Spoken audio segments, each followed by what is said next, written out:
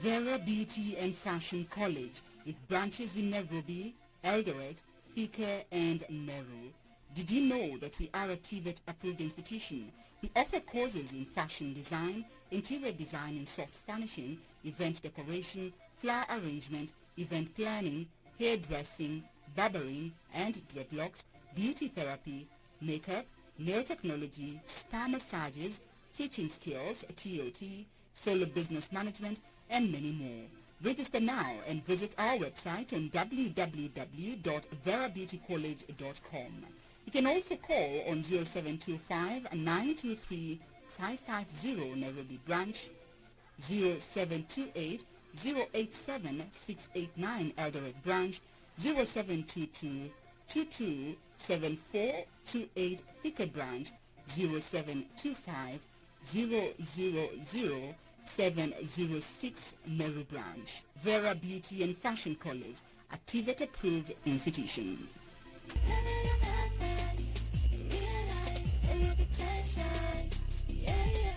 Je, umeomoka? Kama hujaomoka kwenye Quickly ndio mambo yote. Hapa tuko na fridge, kodi yake ni CM. Tuko na gas cooker, kodi yake ni CK. Tuko na TV, kodi yake ni TV. Tuko na simu aina ya Samsung ni SM, ama Oppo ni Oppo. My friend, mahali popote unanitazama, eka hizo kodi zake kisha utume kwa 4032353. 4032353. Alafu utakuwa unaomoka na hizi bidhaa. Kumbuka kwenye Quickly ni bila bora zaidi kwa bei ya chini kwa chini. Tonight on KBC Channel 1. Kweli Nairobi ni shamba la mawe. Why? Did someone steal your stuff?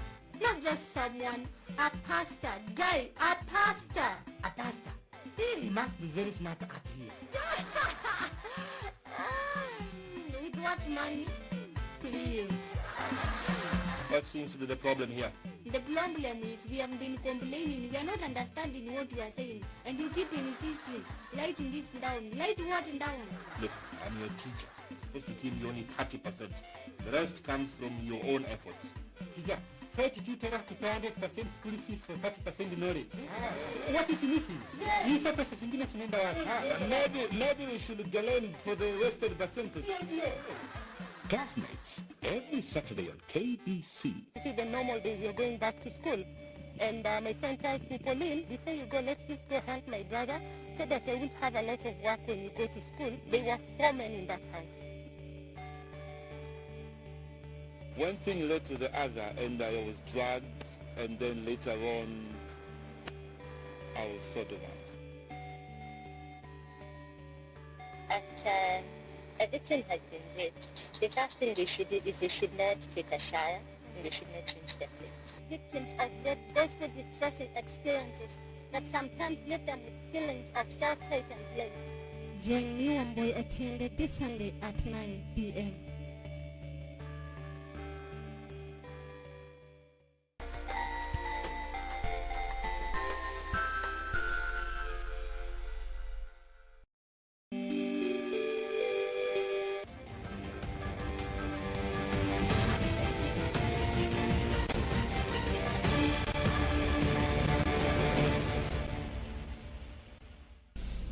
Hujambo mtazamaji, karibu sana katika makala ya juma hili, makala yanayoangazia taarifa za kimataifa kutoka kila pembe kote ulimwenguni. Makala haya yameandaliwa na kuletwa kwako na shirika la utangazaji nchini KBC na shirika la Xinhua kutoka China. Katika makala ya juma hili, Rais wa Israel amteua Benjamin Netanyahu kubuni serikali mpya baada ya uchaguzi ambao haukuleta mshindi bayana. Na janga la COVID-19 lingali dharura kuu kote duniani, huku baadhi ya mataifa yakitangaza chamko la 4. Nchi nyingi zaendelea juhudi za utoaji chanjo ili kukabiliana na janga la COVID-19. Hali kadhalika nitakupeleka huko Indonesia na Bangladesh ambapo sasa mataifa hayo mawili yakumbwa na mikasa. Baadhi ya taarifa ambazo tumekuandalia mchana wa leo, karibu tuende sawa hadi tamati.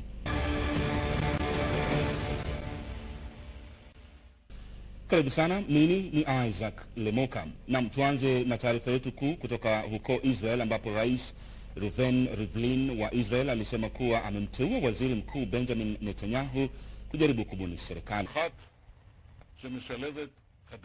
Rivlin alitangaza uamuzi huo kwenye taarifa iliyopeperushwa kwa njia ya runinga kufuatia uchaguzi wa hivi majuzi ambapo hakukuwa na mshindi bayana.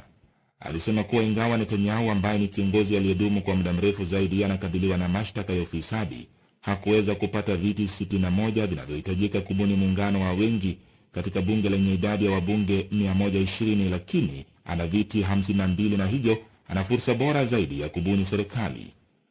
Kufuatia uamuzi huo, Netanyahu alipewa muda wa siku 28 kubuni serikali ya muungano, huku kukiwa na uwezekano wa kuongeza muda huo wa majuma mawili kabla ya Rivlin kumpa fursa mwingine jukumu hilo au kulitaka bunge kumteua. Netanyahu ambaye amekuwa mamlakani tangu mwaka 2009 anakabiliwa na kesi ya kiuhalifu kuhusiana na mashtaka ya ufisadi katika kesi tofauti. Kesi dhidi yake ilirejelewa juma hili katika mahakama ya Jerusalem. Hakuna chama chochote kilichoshinda kura za kutosha kubuni serikali kwenye uchaguzi wa mwezi uliopita. Ulikuwa uchaguzi wa 4 wa nchi hiyo katika muda wa miaka miwili, huku mzozo wa kisiasa ukiendelea. Wakati huo, wabunge wapya wa bunge la 24 la Israel waliapishwa, huku sitofahamu kuhusu uwezekano wa kubuniwa kwa serikali mpya zikiendelea. Nikiripotia Dunia Wiki hii, jina langu ni Bati George. Yamkini watu 68 waliaga dunia huku wengine 70 wakiokolewa kufuatia mafuriko na maporomoko ya ardhi yaliyotokana na kimbunga kwa jina Seroya katika jimbo la Nusu Tenggara mashariki ya nchi ya Indonesia, kwa mujibu wa taarifa ya shirika la kukabiliana na majanga nchini humo kwa wanahabari.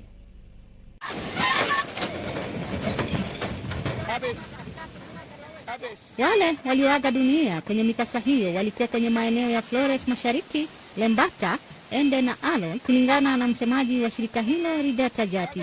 Watu wengine 15 walijeruhiwa huku wengine 2600 wakiathirika na nyumba, barabara na madaraja kuharibiwa kwenye mikasa hiyo iliyotokea siku ya Jumapili. Rais Joko Widodo alituma risala za rambirambi kwa waathiriwa na kuzitaka wizara kadhaa, polisi na maafisa husika kuhamasisha wakazi wa eneo hilo.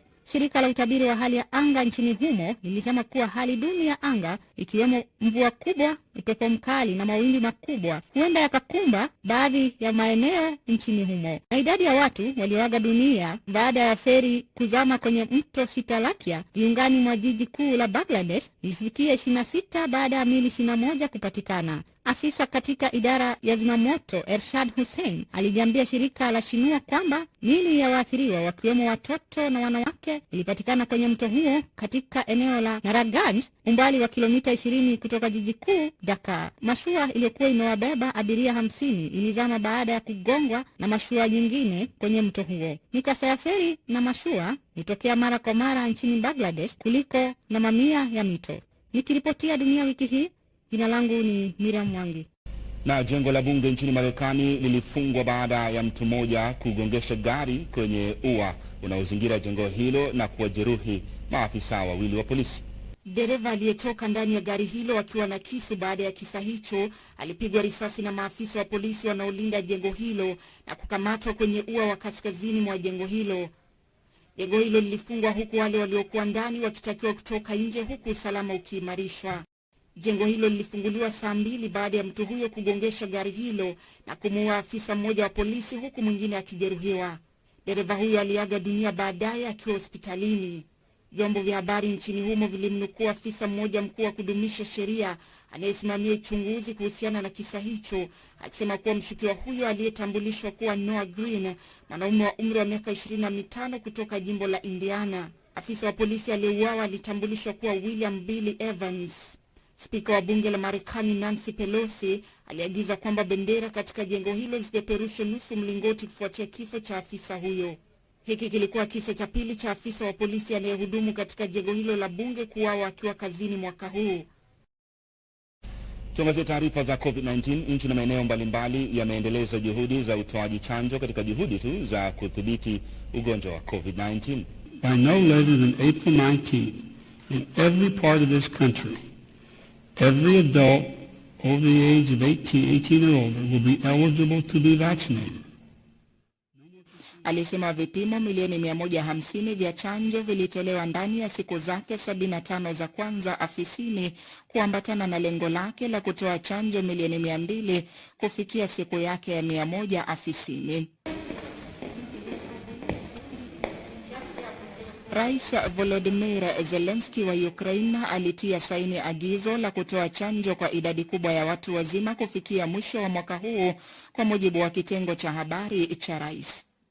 Na Azerbaijan ilipokea shehena ya kwanza ya chanjo dhidi ya COVID-19 iliyonunuliwa kutoka kwa kampuni ya Sinovac Biotech nchini China, huku nchi hiyo ikitekeleza shughuli ya utoaji chanjo kwa wingi. Na shehena ya pili ya chanjo aina ya Sinopharm iliwasilishwa nchini Argentina baada ya serikali ya nchi hiyo kuidhinisha matumizi ya dharura ya chanjo hiyo.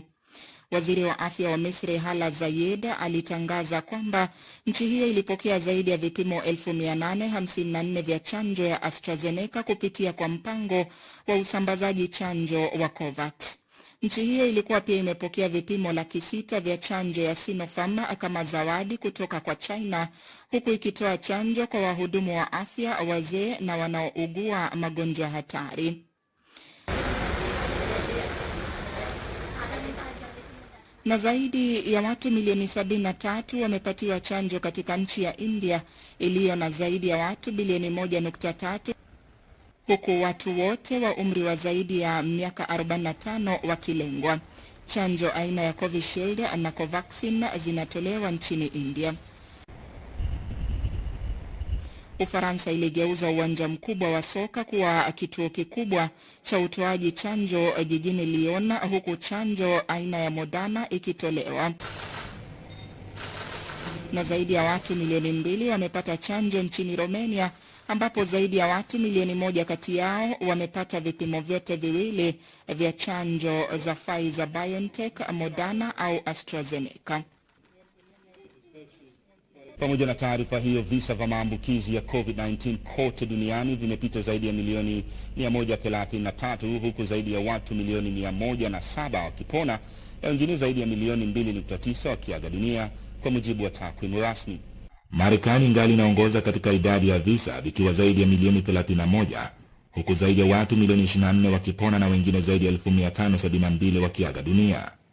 Wataalamu wameonya kwamba huenda nchi hiyo inakumbwa na chamuko la 4 la maambukizi ya COVID-19, huku visa vya maambukizi vikiendelea kuongezeka katika majimbo 27. Brazil nayo ni ya pili ikiwa na zaidi ya visa milioni 13, huku zaidi ya watu milioni 11 wakipona na wengine zaidi ya 1341 wakiaga dunia. India ni ya tatu kwa zaidi ya visa milioni 12, huku zaidi ya watu milioni 11 wakipona na wengine zaidi ya 11,000 wakiaga dunia. Visa vya maambukizi vinaendelea kuongezeka nchini humo, ambapo jiji kuu Delhi ndilo lililoathirika zaidi, huku juhudi za upimaji zikiimarishwa kote nchini humo. Na nchini Italia, visa vya maambukizi vimeendelea kuongezeka, huku vikiwa zaidi ya milioni 3.7 na zaidi ya watu milioni 3 wakipona na wengine zaidi ya 1112 wakiaga dunia. Na nchini Iran, wizara ya afya imesema kuwa chamuko jingine la COVID-19 huenda likazuka nchini humo, huku aina mpya ya virusi vya korona vikigunduliwa katika nchi hiyo. Na Rais Sebastian Pinera wa Chile alisema kuwa mfumo wa afya nchini humo umezidiwa na mzigo kutokana na ongezeko la visa vya maambukizi ya COVID-19.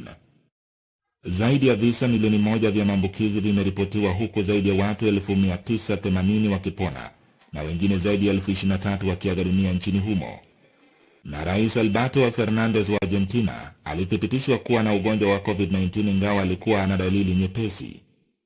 Na zaidi ya visa milioni 4.3 vimeripotiwa barani Afrika, huku zaidi ya watu milioni 3.8 wakipona na wengine zaidi ya 1114 wakiaga dunia, kulingana na takwimu za kituo cha kuzuia na kudhibiti magonjwa barani Afrika. Nikiripotia Dunia Wiki hii, jina langu ni Bati George. Naibu katibu mkuu wa Umoja wa Mataifa kuhusu shughuli za kuleta amani, Jean-Pierre Lacroix, alitaka Mali kuelekeza mpito wa kisiasa ulioko.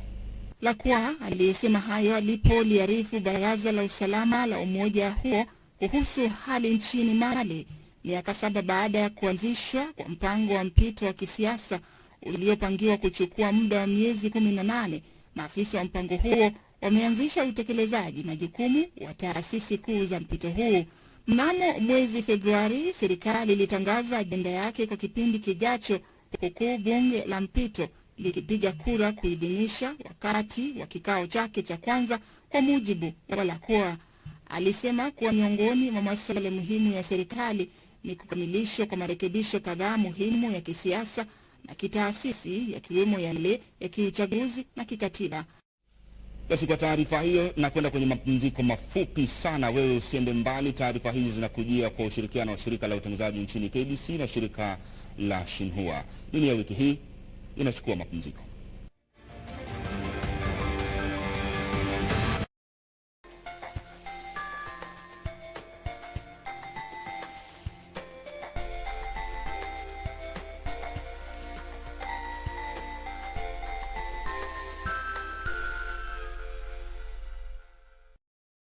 Je, umeomoka? Kama hujaomoka kwenye Quickbin ndio mambo yote. Hapa tuko na fridge, kodi yake ni CM.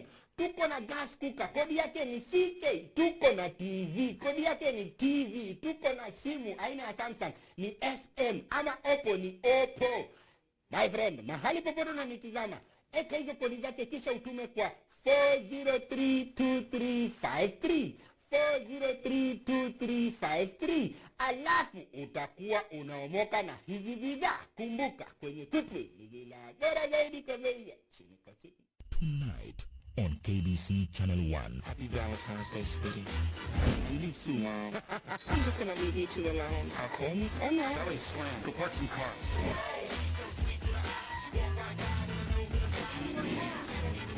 Okay, here's the window. The Dark Knight strikes again. What's the problem with men of this generation? Ladies, till you understand the mindset of a man, you are never gonna win in the game of love. Act like a lady, but think like a man. Action, the guy with potential. See?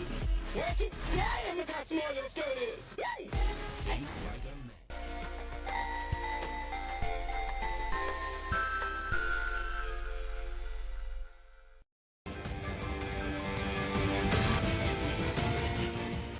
Karibu tena katika dunia wiki hii, kipindi ambacho kinaangazia taarifa za kimataifa kwa ushirikiano wa shirika la utangazaji nchini KBC na shirika la Xinhua kutoka China. Awamu ya pili hii hapa. Na rais wa baraza la bara Ulaya Charles Michel alikutana na waziri mkuu wa Libya Abdul Hamid Dbeibah katika jiji kuu Tripoli na kukariri kwamba muungano wa Ulaya unaunga mkono uthabiti nchini Libya. Michel alisema kuwa muungano wa Ulaya uko tayari kutoa usaidizi wa aina zote kwa serikali ya umoja wa kitaifa ili kuimarisha uthabiti nchini humo na kuandaa uchaguzi. Haya ni kwa mujibu wa taarifa ya serikali hiyo ya Libya. Kadhalika, alikariri kwamba nchi zote za muungano huo zinazungumza kwa kauli moja kuhusu kuwaunga mkono maafisa nchini Libya katika masuala yote yakiwemo maendeleo, uhamiaji, usalama na uchaguzi. Dbeibah alipongeza jukumu la muungano wa Ulaya katika kuunga mkono uthabiti na usalama nchini Libya, akikariri umuhimu wa ushirikiano baina ya pande hizo mbili katika masuala yanayohusu pande hizo.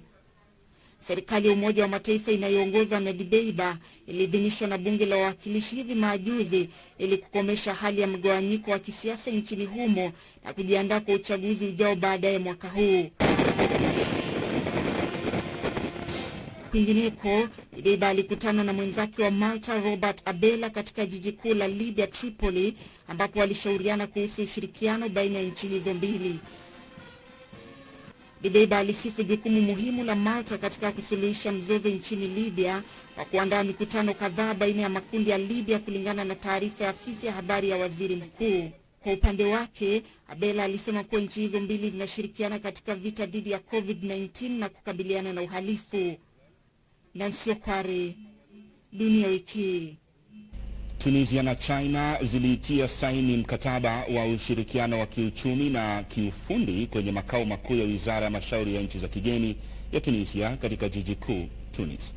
Mkataba huo wa ushirikiano uliotiwa saini na balozi wa China nchini Tunisia Zhang Yongguo na waziri wa mashauri ya nchi za kigeni wa Tunisia Othman Jeradi ulidhihirisha urafiki ulioko baina ya raia na nchi hizo mbili, kwa mjibu wa Jiang. Alisema kuwa baadhi ya miradi iliyotekelezwa na Tunisia kwa usaidizi wa serikali ya China imekuwa ishara ya ushirikiano baina ya nchi hizo mbili, ukiwemo uwanja wa michezo wa Ben Arous na chuo cha mafunzo ya kidiplomasia iliyotarajiwa kukamilika mwishoni mwa mwaka huu. Kwa upande wake, Jaradi alisema kuwa mkataba huo mpya na China utaiwezesha Tunisia kunufaika kutokana na mchango wa kifedha wa China utakaofanikisha maendeleo nchini humo. Na kuhusu janga la COVID-19, Jaradi alisema kuwa Tunisia inashukuru kwa msaada kutoka China iliyojumuisha kiwango kikubwa cha chanjo dhidi ya ugonjwa huo na vifaa vya kimatibabu. Miradi mingine iliyojengwa nchini Tunisia kwa ufadhili wa China ni pamoja na vituo vya michezo na utamaduni kaskazini ya nchi hiyo, hospitali mpya ya chuo kikuu katika jimbo la Suffolk